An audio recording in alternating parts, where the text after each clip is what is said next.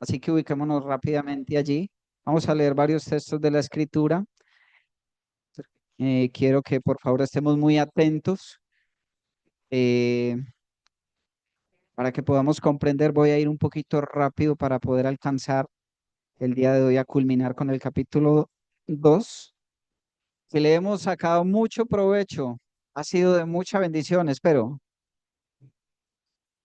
Y estamos tratando entonces con el tema de la mujer y titulé el tema La mujer y el pastorado número 1. Hoy vamos a ver la segunda parte. Así que vamos a orar y entramos en materia, ¿ok? Amado Dios, te damos gracias por la libertad que nos has dado en Cristo. Como hemos cantado, Señor, Él rompió las cadenas. Él anuló las actas de los decretos que habían en nuestra contra. Y por eso nosotros somos libres, somos salvos. Gracias, Padre, por esa maravillosa obra de Cristo en la cruz hecha una vez y para siempre a nuestro favor, a favor de los que hemos creído, pero también a favor de aquellos que creerán, bendito Dios. Y gracias, Padre, porque también podemos abrir tu palabra, aprender a través de ella cómo debemos comportarnos como hijos, cómo debemos de comportarnos como iglesia. Y es justamente el tema que nos alude esta mañana, que nos llama esta mañana a mirar cuál es el papel, qué es lo que tú deseas en cuanto al rol de la mujer dentro de la sociedad, dentro de la iglesia y en el hogar, oh Dios. Rogamos, Señor, que seamos edificados con esta tu palabra, pero Padre, no podríamos hacerlo si no es a través de la guía de tu Espíritu Santo. No solamente, Señor, rogamos que nos dirijas, que me des a mí las palabras precisas para hacer entender lo que tú quieres enseñarnos hoy, sino que también tu Espíritu Santo nos esté llevando a toda verdad y a toda obediencia, bendito Dios. Quedamos en tus manos, oramos por los chicos que van a recibir también el estudio de tu palabra para que ellos sean edificados en gran manera. Oramos por la salvación de ellos, bendito Dios. Así seguimos en tu presencia, dándote gracias en el nombre de Jesús. Amén. Dice, segunda carta a Timoteo, capítulo 2. Y ya hemos visto lo que Dios desea de la mujer en cuanto a su vestimenta. Dios desea que la mujer se atavíe conforme a los lineamientos indicados, o sea, que se atavíe de manera decorosa, con pudor, con modestia, que con su vestimenta, con su atavío, la mujer profese piedad o buenas obras. También vimos de que Dios quiere y demanda que la mujer aprenda. Dios quiere que la mujer sea una discípula, alguien que investigue, alguien que se entere, alguien que estudie, que se interese por las doctrinas, por su crecimiento personal, pero debe de hacerlo conforme a los lineamientos indicados, que aprenda en silencio y con toda sujeción. Ahora, Pablo dice ahí, porque no permito a la mujer enseñar ni ejercer dominio sobre el hombre, sino estar en silencio. Y hemos venido viendo el porqué de este mandamiento. Sin embargo, yo quiero que vayamos a un texto paralelo en Primera de Corintios, capítulo 14. No vayan a perder, por favor, la cita porque es ahí donde estamos, pero quiero que miremos un pasaje paralelo en Primera de Corintios, capítulo 14, donde Pablo está hablando acerca del mismo asunto. Saben, la iglesia en Corinto tenía como problemas muy similares a los que pasaban en Éfeso, ¿verdad? Y Pablo quiere entregarnos argumentos de el por qué la mujer no le es permitido enseñar ni ejercer dominio sobre el varón. Entonces la iglesia en Corinto tenía problemas muy similares a Éfeso y es muy interesante porque lo mismo que indicó a la iglesia de Éfeso en Primera Timoteo, también lo indicó en la carta a los Corintios, para los Corintios, pero vamos a ver que no es solamente para los Corintios. Dice ahí en el versículo, capítulo 14, versículo 33, pues Dios no es Dios de confusión, sino de paz.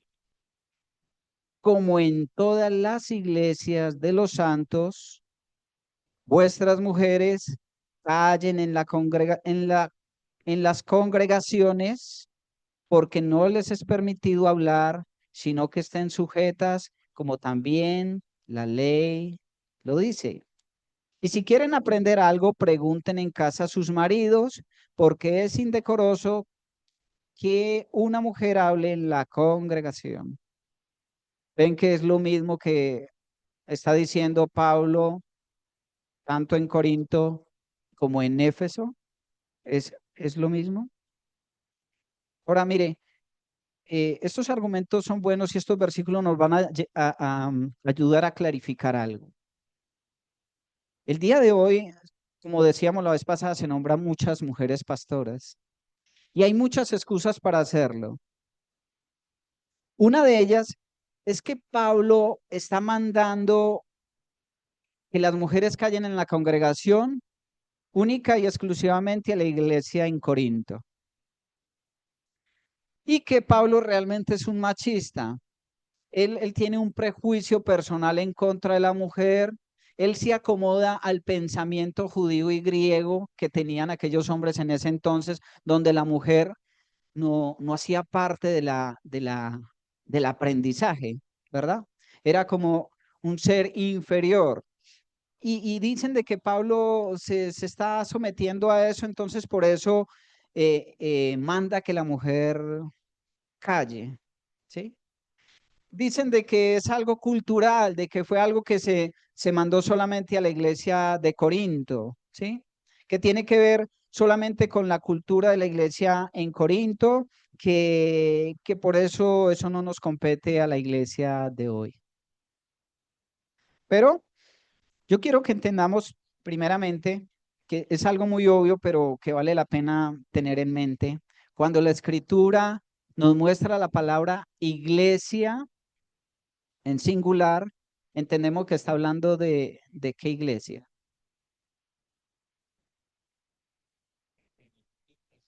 de la iglesia universal, ¿verdad?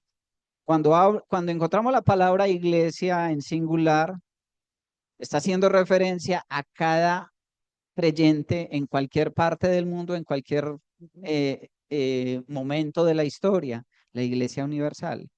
Pero cuando la escritura habla de iglesias o iglesia en plural, está haciendo está hablando acerca de iglesias locales, ¿verdad? Y es muy interesante porque en lo que acabamos de leer en cuanto a que las mujeres callen en la congregación, dice, como en todas las iglesias, plural, de los santos, vuestras mujeres callen en la congregación. O sea que lo que Pablo está mandando acá, ordenando acá, tiene que ver con quiénes, con todas las iglesias, con todas las asambleas locales, ¿verdad? Que finalmente, pues es el conjunto de creyentes que representan a la iglesia universal, ¿sí? Entonces, mire que está diciendo a las iglesias, no a la iglesia en Corinto, sino a todas las iglesias. Es un mandamiento que compete a todas las asambleas, no solamente en ese tiempo, sino que también el día de hoy, a todas las iglesias. Bien. Entonces, como les decía, Corinto es una ciudad muy similar a Éfeso, caracterizada por el paganismo, por la idolatría. Habían varias problemáticas en la iglesia de Corinto, el mal uso de los dones, algunos estaban falsificando los dones, otros estaban emborrachando en el tiempo de la cena, otros estaban tomando la cena indignamente, habían problemas de ilegalidad en ciertos matrimonios, había cualquier cantidad de problemas. Y Pablo entonces escribe esto para regular todas estas problemáticas, que es lo mismo que hizo en Éfeso. Y ese mandamiento que dio en la iglesia de Éfeso, lo está dando ahora a la iglesia de Corinto. Mire que no era solamente para los corintios, sino también para la iglesia de Éfeso y, como hemos visto, para las demás iglesias. Ahora miremos ahí en el capítulo 14, versículo 26. Dice: ¿qué hay pues, hermanos? Cuando reunís, cada uno de vosotros tiene salmo, tiene doctrina, tiene lengua, tiene revelación, tiene interpretación. Hágase todo para edificación.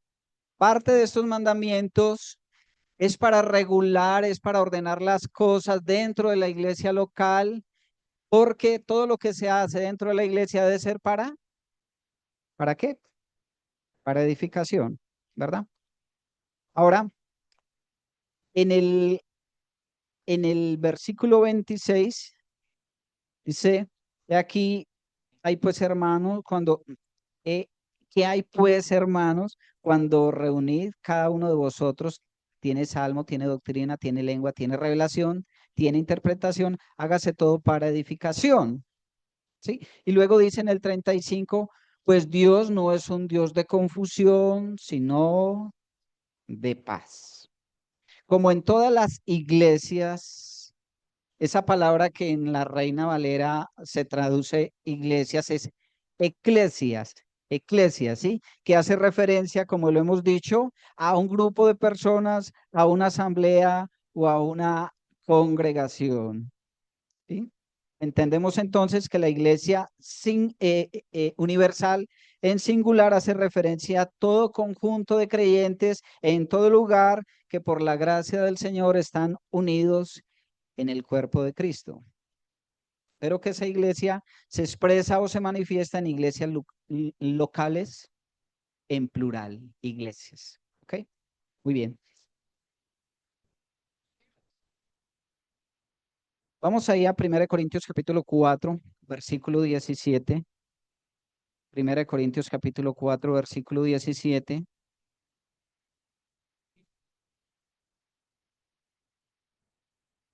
Dice: "Por esto mismo os he enviado a Timoteo, que es mi hijo amado y fiel en el Señor, el cual os recordará mi proceder en Cristo de la manera que enseño en todas partes y en todas las iglesias". Una vez más, la expresión. Entonces, está hablando acerca de la manera como Pablo enseñaba las doctrinas. ¿En dónde? ¿Solamente en Corinto? Él está diciendo de que él enseñó en todas las iglesias las doctrinas bíblicas, ¿verdad? Primera de Corintios, capítulo 4, perdón, capítulo 11, versículo 16, 11:16, dice: "Con todo eso, aquí tiene que ver con el asunto de la sumisión de la mujer al marido, y dice: con todo eso, si alguno quiere ser contencioso, nosotros no tenemos tal costumbre, ni las iglesias". Una vez más, algo que se enseñó para todas las iglesias, para todas las iglesias. Y dice que las iglesias de Dios no tienen tal costumbre de entrar en conflictos. O sea, en conclusión, Pablo está enseñando doctrinas universales. Cuando Pablo está diciendo: la mujer calla en la congregación porque no le es permitido tener autoridad sobre el varón, ¿sí? No le es permitido hablar, estar en silencio, es una doctrina universal que nos compete también y nos rige también el día de hoy a nosotros como iglesia y a cada iglesia, a cada asamblea local, ¿verdad? Es para todo creyente. O sea que este mandamiento trasciende no solamente al tiempo de los corintios, a la iglesia de los corintios, a la cultura de los corintios, sino hasta el día de hoy, a toda cultura y sobre toda iglesia. Pero hay un versículo aún más para que nos dé más claridad, y está ahí, Primera de Corintios capítulo 1, versículo 1, que nos da un poquito más de claridad en cuanto a este asunto, simplemente para refutar aquellos que dicen de que ese mandamiento era simplemente y exclusivamente para la iglesia en Corinto. Primera de Corintios capítulo 1, versículo 1 dice, Pablo llamado a ser apóstol de Jesucristo por la voluntad de Dios y el hermano Sóstenes. O sea, normalmente saluda antes de escribir, se muestra quién es el escritor, a quién se le enviará el destinatario de la carta y luego dice a la iglesia de Dios que está en Corinto. Ahí está siendo específico a la iglesia de Corinto, pero es que el versículo sigue. A los santificados en Cristo Jesús, llamados a ser santos, con todos los que en cualquier lugar invocan el nombre de nuestro Señor Jesucristo, Señor de ellos y nuestro. Y estas palabras que encontramos allí, santificados, llamados, son títulos que se le dan a los creyentes. Y dice que en cualquier lugar. Así que es claro que Pablo ordenó todos sus mandamientos extensivos para todas las iglesias. De lo que venimos hablando, la mujer calle en la congregación, la mujer esté en silencio, la mujer no tenga autoridad en la iglesia. ¿Verdad? Ahora, volvamos al pasaje sin perder Corintios porque vamos a estar ahí creo que un poquito más. Esto está muy acorde con lo que dice el pasaje en el capítulo 2 de Timoteo. Por ejemplo, en el versículo 8 dice, quiero pues que los hombres oren en todo lugar, levantando manos santas sin ira ni contiendas. Pregunta, ¿sería que este mandamiento de que los hombres oren en todo lugar, levantando manos santas sin ira ni contienda, era exclusivo para la iglesia de Éfeso? ¿Verdad que no? Es algo para todas las iglesias, tiene que ser algo que se practica en todas las iglesias. Ahora bien, versículo 9, así que las mujeres, asimismo que las mujeres se atavíen de ropas decorosas con pudor, modestia. ¿Ustedes creen que solamente en la iglesia de Éfeso las hermanas tenían que vestirse de esa manera? Es algo que se hace en cualquier lugar. Toda mujer creyente tiene que ataviarse de esa manera en cualquier iglesia, en cualquier época, en cualquier cultura, en cualquier momento, ¿verdad? Muy bien, simplemente quería dejar claridad de esto. Así que cuando Pablo está diciendo, vuestras mujeres callen en la congregación, no es un mandamiento referente a la iglesia de Corinto, sino en todo lugar. Es lo mismo que está enseñando en Éfeso, en todas las iglesias. Muy bien. Ahora, podríamos pensar un poco en esas palabras que encontramos ahí, Primera Timoteo, capítulo 1, versículo 12, porque no permito a la mujer enseñar ni ejercer dominio sobre el hombre, sino estar en silencio, sino estar en silencio. Silencio es callar, que es lo que encontramos en Primera de Corintios. Las mujeres callen en la congregación. Aquí que la mujer esté en silencio son sinónimos. Ahora, en Primera de Corintios, yo sé que está un poquito técnico el asunto, pero por eso estoy pasando así rápido para no enredarle, simplemente dar claridad al asunto. La palabra callar, sigao en griego, significa mantenerse en secreto, mantenerse en silencio, dejar de hablar. Ese es el significado de callar, hacer silencio, mantenerse en secreto. Hay algunos que sugieren que el problema en Corintio y en Éfeso era que las mujeres estaban interrumpiendo en medio de la enseñanza. Que entonces no se estaba regulando esto y estaban generando mucho caos porque preguntaban bien a su esposo o al pastor o al maestro y estaban provocando todo un caos dentro de la iglesia. Entonces Pablo entra a regular estos, estos asuntos. Y esa palabra callar la encontramos, la encontramos en el capítulo 14 de Primera Corinto, versículo 27.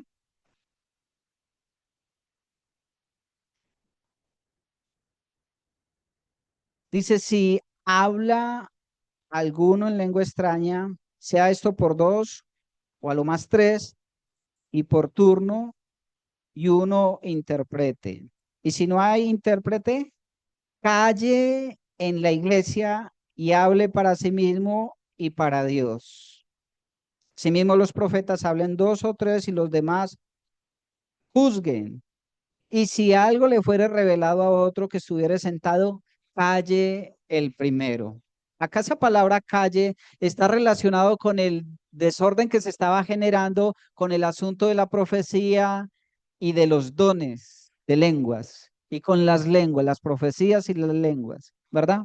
Pero miren que esa palabra callar está relacionada no solamente con la mujer, sino con muchos hombres, porque muchos estaban queriendo profetizar o hablar en lenguas y no había quien interpretara el asunto de las lenguas.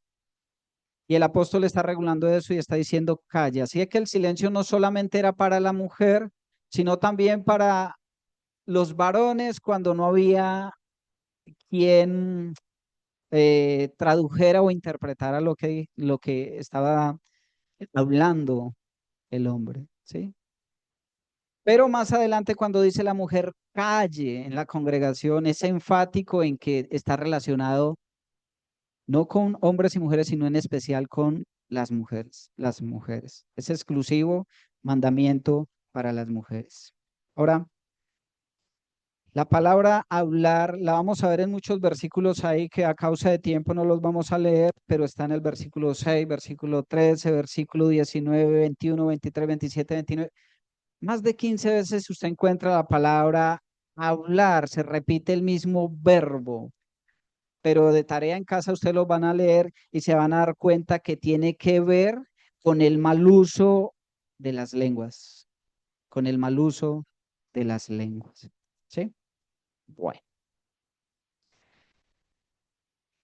Primera Corintios capítulo 14, versículo 34 dice, vuestras mujeres callen en la congregación porque no les es permitido hablar, sino que estén sujetas como también la ley lo dice. Y la pregunta es, ¿cuál ley? ¿Por qué ley se regula esto? ¿Por qué Pablo argumenta esto de la ley, de la ley? ¿Sí? Si volvemos al pasaje que estamos estudiando, dice, porque no permito a la mujer, versículo 12, primera Timoteo, enseñar ni ejercer dominio sobre el hombre, sino estar en silencio. Y versículo 13, porque Adán fue formado primero, después Eva. ¿Qué está haciendo Pablo? Nos está trasladando a la ley, ¿sí? Al mandamiento primario, ¿sí? Trasciende al origen, desde el Pentateuco, a lo que es primario en cuanto a creación. A esa ley se refiere cuando dice, porque así la ley lo dice. ¿Cuál ley?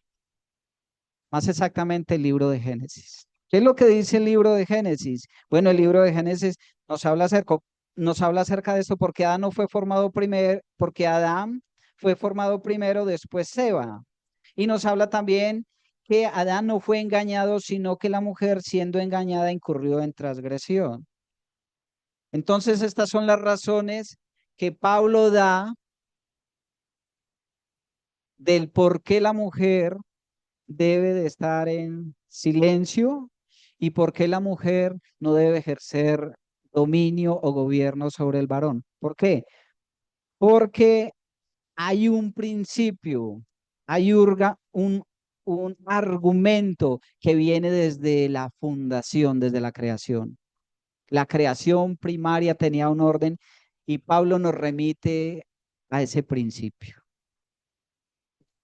El hecho de que la mujer no se sujete o quiera gobernar sobre el varón no es resultado del pecado, no es resultado, más bien, no es, se remonta al tiempo del pecado, ¿sí? Vamos a verlo un poquito para entender más. Versículo 1 Timoteo, capítulo 2 versículo 13 dice, ¿por qué? O sea, es un conector, nos va a dar las razones de por qué la mujer debe estar en silencio y en sujeción, porque Adán fue formado primero. Esa palabra primero es muy importante. Protos, principal, primordial, prominente. Y esto no tiene que ver que el hombre sea principal, sea primario, sea más importante que la mujer en el aspecto de su dignidad o en el aspecto espiritual, sino en referencia a su liderazgo y la manera como se conduce, o sea, el hecho de que Adán es cabeza y líder dentro de la unidad de la relación entre Adán y Eva, ¿me entienden? Tiene que ver que él es primario, tiene más importancia en esa relación de liderazgo entre Adán y Eva. Cuando usted lee el Génesis, vamos allí, usted ve en el capítulo 1, versículo 26, de que Dios creó al hombre y a la mujer, varón y hembra, los creó, ¿verdad? Ahí vemos la unidad, varón y hembra los creó. Como compartí esta mañana, el uno se pertenecía al otro, una unidad. Pero cuando vamos al capítulo 2, versículo 27, ah, no, ningún versículo 27, em, versículo 7. Dice, entonces Jehová Dios formó al hombre del polvo de la tierra y sopló en su nariz aliento de vida y fue el hombre un ser viviente. Aquí vemos que Dios hizo ¿a quién? Al hombre, pero al varón, masculino, masculino, primario, primero, ¿sí?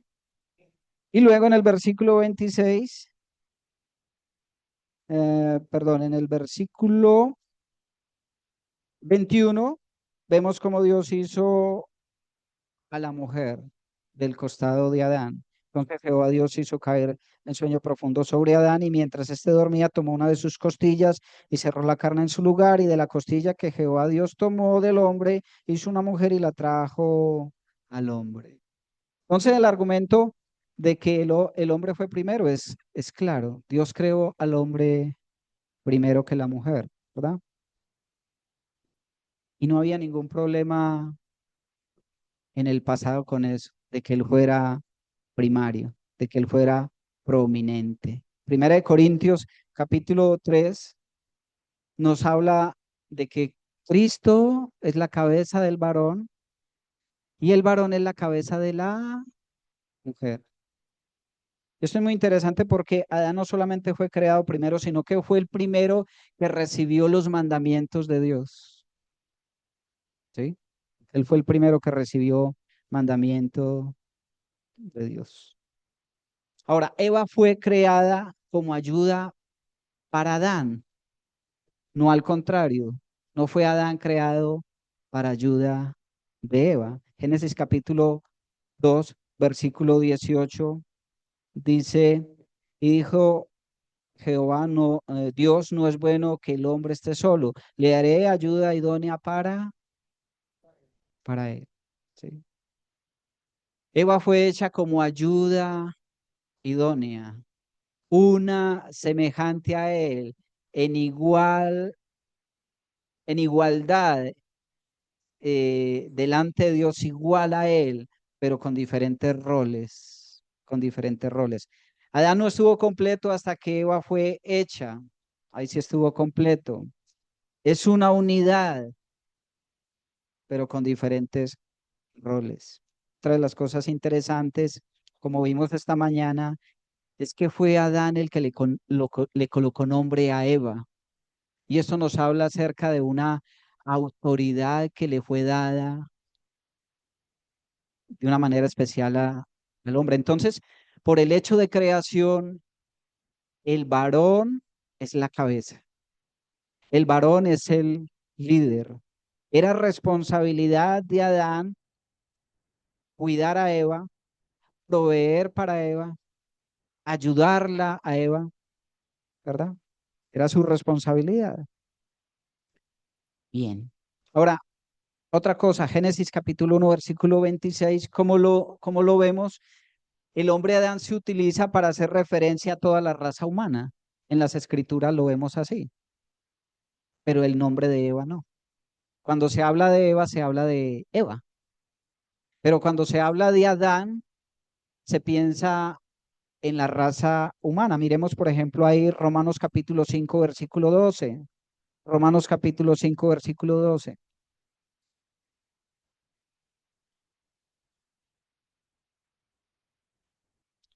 Por tanto, como el pecado entró en el mundo por un hombre y por el pecado la muerte, así la muerte pasó a todos los hombres, cuanto todos pecaron. Hombre, Adán, ¿sí? Hace referencia. ¿Y qué entendemos ahí por esa palabra hombre? ¿Que hace referencia solamente a los varones? ¿Pasó el pecado simplemente a los varones? No. Dice que entró en el pecado al mundo por un hombre. ¿Por quién? Adán. Y por el pecado la muerte, y así la muerte pasó a todos los hombres. ¿Solamente a los varones? No, también a las mujeres. Así que Adán se utiliza para hacer referencia tanto al hombre como a la mujer, ¿verdad? Ahora miren algo muy interesante. Génesis capítulo 3, la caída de Eva, la caída de Eva. ¿Cuál es el primer ente que encontramos en Génesis capítulo 3? Hay tres seres allí. Génesis capítulo 3 versículo 1. El primer ente que encontramos allí es la serpiente, ¿sí? Pero la serpiente era astuta más que todos los animales del campo. ¿Cuál es el segundo ente, agente que entra ahí? La mujer. Dice ahí, pero la serpiente era astuta más que todos los animales del campo que Jehová Dios había hecho, la cual dijo a la mujer. ¿Y cuál es el tercero que entra? El el hombre, ¿verdad? Y vio la mujer que el árbol era bueno para comer y que era agradable a los ojos y el árbol codiciable para alcanzar sabiduría, y tomó de su fruto y comió y dijo, y dio también a su marido, el cual comió así como ella. Pero ¿sabe qué sucede después? ¿A quién llama primero Dios? ¿A la serpiente? Fue la primera que apareció. ¿A Eva? No, llama primero al varón. ¿Qué pasó entonces? Es que Adán era el responsable, él era la cabeza, pero aquí hubo un problema grave, porque se invirtieron los roles. Adán cedió su posición de ser líder, de ser cabeza, y Eva asumió por encima del varón el papel. ¿Ven? ¿Ven qué interesante? Vamos a volver entonces al texto.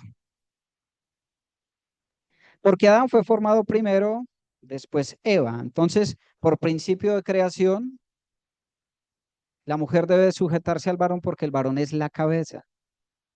Ahora, porque Adán fue formado primero, después Eva, y Adán no fue engañado, sino que la mujer siendo engañada, esta palabra engañada es que fue totalmente, completamente engañada. Y mira la palabra que sigue ahí,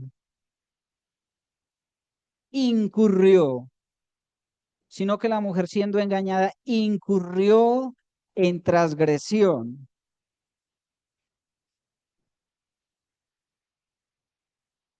o sea, transgredió, se volvió rebelde a lo que Dios había mandado, ¿sí? Pasó los límites establecidos por la ley de Dios. Entonces la pregunta es, ¿hasta dónde podía actuar Eva con libertad? ¿Sí? ¿Hasta dónde podía llegar la mujer en sus funciones de manera legal? No salirse del liderazgo de Adán, no salirse de su conducción, de su protección, de su cuidado. Como ya hemos dicho, esa era la responsabilidad de Adán. Adán había sido puesto para esto, para protegerla, para proveerla, etcétera. Pero cuando se invierten los roles, entonces viene el caos y tremendo caos, ¿no? Tremendo caos.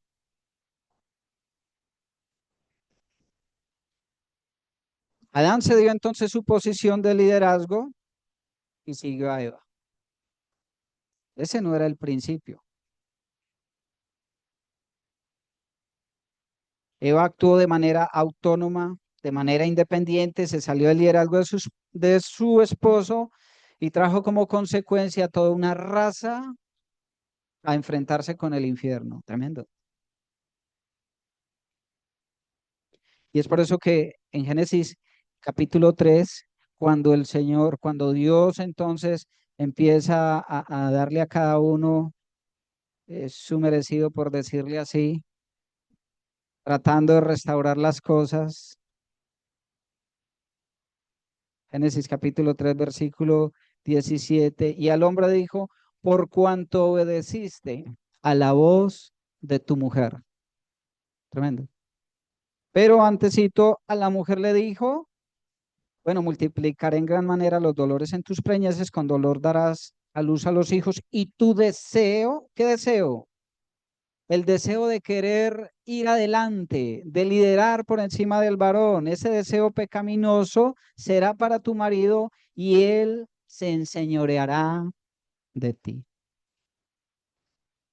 Antes del pecado, el sometimiento de Eva era algo grato, ¿cierto? Se daba en medio de un ambiente tierno, amoroso. Él iba a ser la ayuda idónea para su esposo. Se deleitaría en hacerlo, pero después de la caída, Eva tendría esa voluntad pecaminosa de gobernar sobre su esposo. Y eso sucede hasta el día de hoy, hermanos. La mujer tiene esa tendencia de querer ir adelante, de gobernar. Pero en cambio, el hombre tiene la tendencia a ceder su gobierno, a rajarse en el papel que le corresponde. Si bien Eva fue la que pecó porque fue engañada,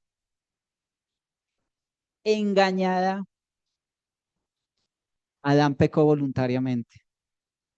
Adán pecó voluntariamente. Es por eso que el responsable fue él y a él fue el primero que llamaron, porque él no cumplió con su papel. Ahora entonces, la mujer ahora quiere eh, sobreponerse sobre el varón, pero en el caso de Adán ahora está con la lucha de manera pecaminosa de tener esa tendencia de ejercer el liderazgo de una manera déspota sobre la mujer. Entonces, por eso el machismo y el feminismo se han dado, no porque Dios sea un Dios machista o porque Pablo sea machista, sino por el pecado del hombre y el pecado de la mujer. Muy bien, ¿estamos entendiendo? O si no, para volver a empezar. Vamos a volver al texto entonces, porque Adán fue formado primero, después Eva, y Adán no fue engañado, sino que la mujer siendo engañada incurrió en transgresión. Ahora llegamos al versículo 15 y es un texto bastante discutido porque se ha interpretado de diferentes maneras. Dice el versículo 15, pero se salvará engendrando hijos si permaneciere en fe, amor y santificación con modestia. Y la pregunta es, bueno, primero, pero, o sea, hay una razón. Esa palabra pero tenemos que unirla con el versículo 12. No con el 14, sino con el 12. ¿Qué viene diciendo en el 12? Porque no permito a la mujer enseñar ni ejercer dominio sobre el hombre, sino estar en silencio. Viene hablando acerca de esa tendencia de la mujer querer gobernar, querer hablar, querer hacer el caos, todo eso. Y eso nos ayuda a entender de qué es que se va a salvar. Pero, sí, no lo podemos unir al versículo 13 y 14 porque el versículo 13 y 14 es como un pequeño paréntesis que Pablo está haciendo para dar razones del por qué tiene que guardar silencio y estar en sujeción. Pero cuando llegamos al capítulo 15 encontramos la palabra pero, se salvará. ¿Se salvará de qué? ¿De qué se va a salvar la mujer? ¿Salvará su alma del infierno? ¿Criando hijos? ¿Engendrando hijos? Entonces se han dado muchas posturas. Algunos dicen que no, que se salvará de los dolores en su parto. Hermanas, ¿eso es cierto? ¿Se han salvado usted del dolor en su parto? No, definitivamente no. Otros dicen que se salvará evangelizando, haciendo muchos creyentes con el evangelismo. Se salvará su alma del infierno. Eso va en contra de las escrituras porque sabemos que la salvación viene a través de la fe por la obra hecha por Cristo Jesús, ¿verdad? Otros dicen de que no, que se salvará teniendo muchos hijos, engendrando muchos hijos. Y de hecho, respaldan esa idea cuando la escritura dice multiplicados, fructificados y multiplicados, o sea, llena la tierra, pero no, porque sabemos que la salvación es por fe en Cristo Jesús. Entonces la pregunta es, ¿se va a salvar de qué? Mire, la salvación tiene que ver con ese deseo pecaminoso de querer gobernar, de luchar por el gobierno en la casa y en la iglesia. De eso va a ser salvada. Miren, algo que es realmente claro es que la mujer, después de que transgredió y expuso a la humanidad a tal situación de juicio, la mujer ha quedado ahí como con un estigma, ¿verdad? Como con una visión negativa, y es de eso que Dios la quiere salvar, de ese estigma, de esa visión negativa. Y esto es hermoso porque Dios es un Dios de oportunidades y Él ahora ha dado la oportunidad de que las mujeres sean libradas de esa estigma, de esa señalización, de esa reprobación. ¿Cómo? En en la tarea de ser madres. No solamente engendrando, sino que dice ahí, se salvará engendrando hijos si permaneciere, sino permaneciendo. Y hay tres aspectos ahí que vamos a mirar.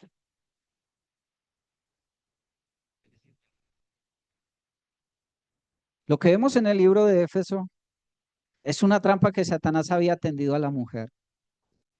Él había llevado a la mujer a querer reclamar el poder, a querer, y es lo mismo que se ve hoy. La mujer quiere gobernar, primar por encima del varón. Mire, hoy pasan cosas muy extrañas. Los hombres actúan como mujeres, han cedido su liderazgo, son irresponsables, no proveen, no ayudan, han cedido su papel, su rol.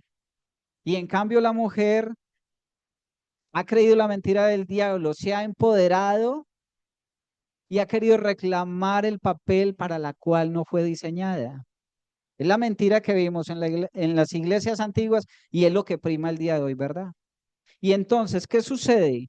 Cuando se invierten los roles, tanto el hombre como la mujer, terminamos trayendo el caos.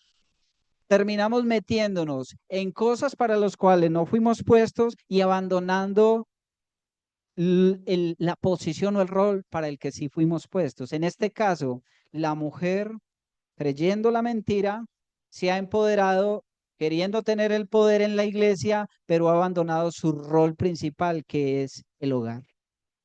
El hogar.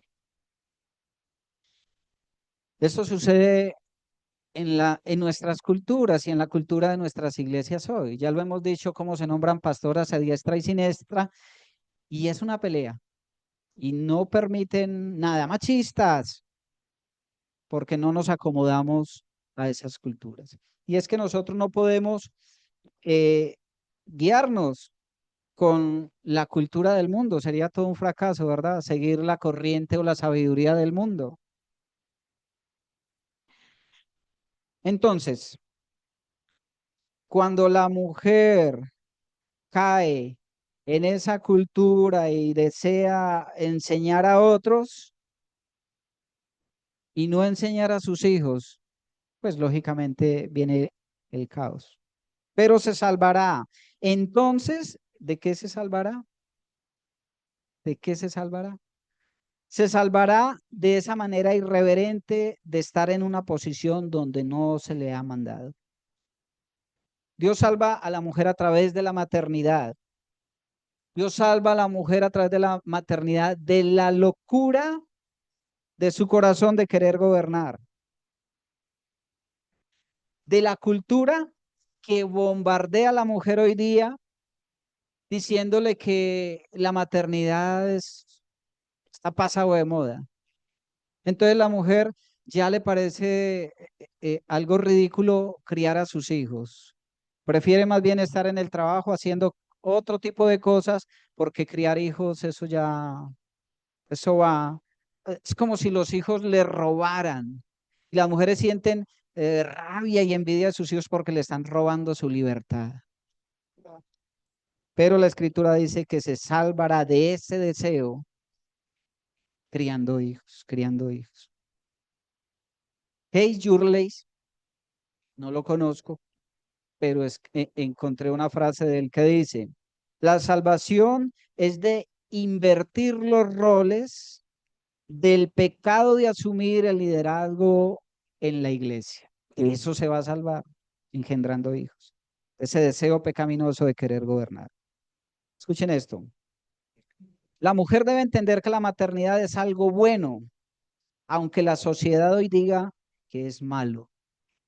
La mujer se siente menospreciada en muchos casos cumpliendo con su rol en el hogar. Se siente atada por sus hijos. Y eso es simplemente engaño de Satanás a esta generación. ¿Por qué? Mire, cuando uno va a las escrituras, uno ve que esas mujeres deseaban tener hijos, ¿verdad? Criar hijos era una bendición, pero hoy parece que fuera una maldición criar hijos, tener hijos, ¿verdad? La mujer ha abandonado ese deseo, ese rol para la cual fue creada. Estas mujeres amaban el tener hijos porque era una señal, veían esto como una señal de parte de Dios de bendecir su pueblo y de hacer un reino grande para él. ¿Cómo ha cambiado el pensamiento en este aspecto, no? Bueno, es por eso que en medio de este engaño muchas mujeres se han dedicado más al ministerio de la iglesia, como lo decíamos, que a sus propios hijos. Entonces muchas mujeres ya, porque de hecho vivimos en tiempos de mucho activismo, y las mujeres entonces han invertido los roles, entonces se dedican más a enseñar o a discipular personas en la iglesia, pero han olvidado pastorear a sus hijos. Han descuidado su hogar, han dejado de ser, han preferido ser ayuda para otro y han dejado de ser ayuda para su esposo, ¿verdad? Entonces, en la iglesia se necesita primeramente enseñar a los varones a cumplir con su papel. El hombre como tal tiene responsabilidad delante de Dios. Él como cabeza tiene responsabilidad. Él tiene que enseñar a su esposa. Él tiene que cuidar de su esposa. Él tiene que proveer para su esposa. Él tiene que responder por su hogar, por sus hijos. Él tiene que ser el líder. Él tiene que ser el sacerdote. pero en la iglesia también se debe enseñar a las mujeres a cómo criar hijos. Terminada la enseñanza, con mucho gusto. También en la iglesia se tiene que enseñar a las mujeres cómo aconsejar a un hijo, a cómo lidiar con la adolescencia de un hijo, ¿verdad? A cómo corregirle, a cómo disipularle, a cómo hacer un devocional con su hijo, con su hija. Se supone que eso tiene que aprenderse también, aprenderse, hay que capacitar tanto a los hombres como a las mujeres. Ahora entonces podemos concluir que la mujer se salva por el trabajo que hace en el hogar. ¿Se salva de qué? De ese deseo de ese engaño de Satanás de querer ir a la cabeza, de querer gobernar por encima de su esposo. La mujer debe estar tranquila, descansar en su cabeza. La cabeza finalmente dará cuentas, pero usted también va a dar cuentas delante de Dios por lo que hace. Ahora, no solamente se salvará ella, sino que la maternidad salva a muchos más, salva a los suyos, salva a los hijos, santifica aún a los esposos inconversos. El buen testimonio de la crianza de las mujeres salva a otras porque la ven como ejemplo. Es un punto de referencia para otras mujeres, para otros hogares, de cómo criar hijos. Cuando usted da un consejo de cómo criar hijos, cuando a través de la palabra usted enseña a otro a cómo, salva a muchos. Mire, hay una realidad. Dice que en nuestros tiempos el 80% de los hijos que crecen en hogares cristianos, cuando llegan a la universidad, ese 80% abandona la iglesia. Y uno dice, ¿por qué? Por la falta de un buen pastoreo en el hogar, como resultado de hogares divididos, ¿sí? Como resultado de padres ausentes y madres ausentes. Mire, la mujer tiene un papel muy importante en el ministerio de su casa. La mujer es hermosa en ese papel de la maternidad, pero la mujer tiene responsabilidades muy grandes delante del Señor. Teniendo responsabilidades tan grandes delante del Señor en el hogar, ¿por qué ir a buscarse problemas en un lugar donde no le compete, donde Dios no la ha puesto? El ministerio principal de la mujer es en casa, en casa. ¿Puede una mujer discipular a otros? Claro que sí. ¿Puede enseñar a otros? Claro que sí. ¿Puede tener un ministerio dentro de la iglesia? Sí. Pero es fundamental el trabajo que hace en su casa. He ahí el resultado de Timoteo. Timoteo es el resultado de una madre que enseñó, que dedicó tiempo en su casa, ¿verdad? De una abuela que le enseñó en su casa, que lo pastoreó. ¿Cuántos de los que hay acá han sido resultado de un buen pastoreo de mamá, de las muchas oraciones de mamá, de que la mamá estorbe en el pecado de su hijo? ¿Cuántos de acá podemos ser? O pueden ser, porque yo soy cristiano de primera generación. Mis padres creyeron juntamente conmigo. De hecho, me tocó evangelizarlos, enseñarles un poquito. Gloria a Dios por ellos porque están en la presencia del Señor. Muy bien, ahora dice, pero se salvará engendrando hijos. Como decía, no solamente teniendo muchos hijos o teniendo los hijos que Dios le regale, sino permaneciendo en la crianza, criando hijos. ¿Por qué? Porque dice, porque se salvará engendrando hijos si permaneciere primeramente en fe. ¿Qué nos muestra eso? Que la mujer debe ser una mujer de fe, una mujer que lleve a sus hijos a la fe, que sea la que haga el devocional, que sea la que haga que en la casa se tenga devocional, que sea la que empuje para que se congreguen, que sea la que motiva a los chicos a servir, que sea la que motiva a los chicos a memorizar, que los involucre en el asunto espiritual. Debe ser una mujer de fe. Si quiere criar hijos, buenos hijos, en el temor del Señor, debe de ser una mujer de fe, una mujer creyente, no una mujer apática a las cosas del Señor, ¿no? No debe ser opositora de la fe. sino una que hace posible una vida espiritual, una que incentiva a una vida piadosa. No es por demás decir entonces que ese papel de la mujer necesita valentía. Esas mujeres tienen que ser piadosas, valientes, mujeres que perseveran, mujeres que perseveran, no mujeres descuidadas en las cosas del Señor. Bien.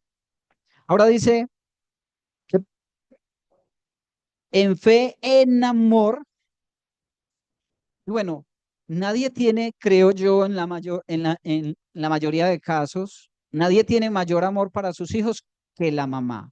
Uno como padre, yo amo mucho a mis hijos, pero se supone que el amor más especial es el amor de mamá.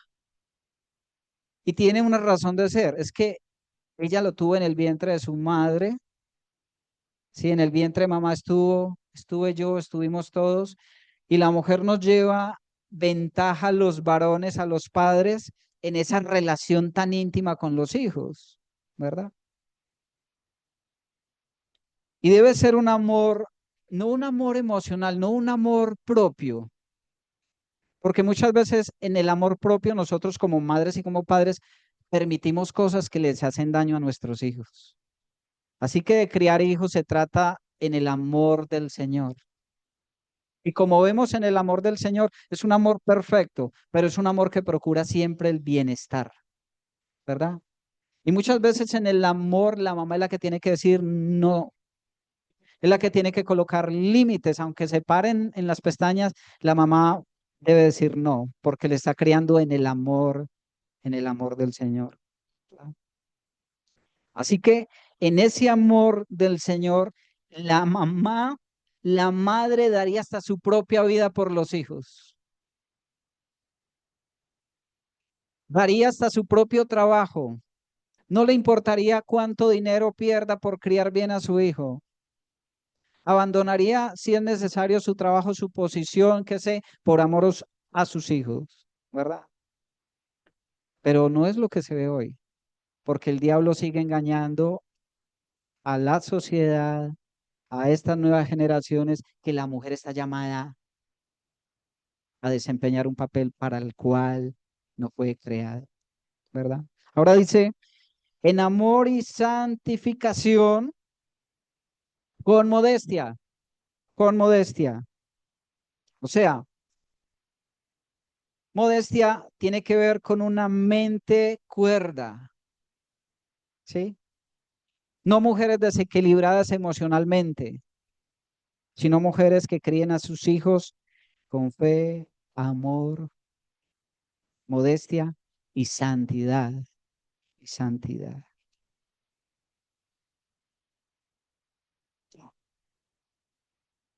Ah, pero se nos faltó ahí santificación. Bueno, tiene que ver con la consagración de las mujeres, pues primeramente a Dios y luego a su hogar, a su casa, a sus hijos. Ya por último, podríamos decir lo siguiente, ¿saben? Los hijos para una madre pueden ser causa de bendición o pueden ser causa de vergüenza, causa de vergüenza. Entonces, podemos concluir así con el capítulo 2 y me tomé buen tiempo, pero terminamos. No quiero hablar más de las mujeres, pero yo espero que en el Señor hayamos aprendido, hayamos sido edificados, hayamos tenido claridad en estos asuntos. En el caso de las mujeres, hermanas, ustedes son unos seres sumamente especiales. Tienen un diseño especial, tienen un rol particular y especial. Son el complemento del varón. Son cuando desempeñan el papel, el rol que Dios las haya mandado. Ustedes impactan no solamente al mundo, sus casas, la iglesia, sino que impacta el mismo reino de los cielos.